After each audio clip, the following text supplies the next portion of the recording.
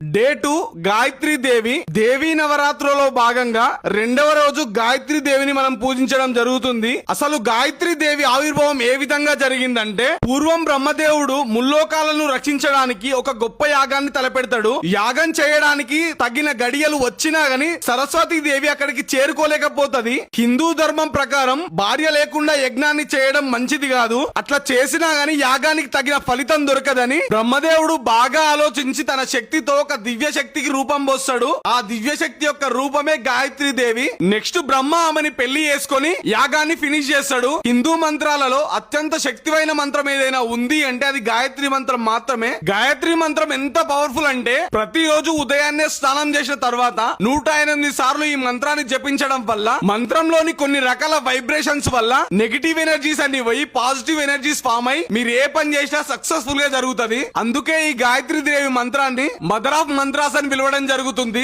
గాయత్రి మంత్రాన్ని చదవడం వల్ల మన పూర్వజన్మలో చేసుకున్న పాపాలు కూడా కంప్లీట్ గా తొలగిపోతాయని ఒక నమ్మకం కూడా ఉంది. ముఖ్యంగా చిన్నపిల్లలు గాయత్రి మంత్రం చదవడం వల్ల వాళ్ళు బాగా చదివి ఎడ్యుకేషన్ లో ఉన్నత స్థానాల నుండి మంచి క్యారెక్టర్ కలిగి ఉంటారని ఒక నమ్మకం కూడా ఉంది.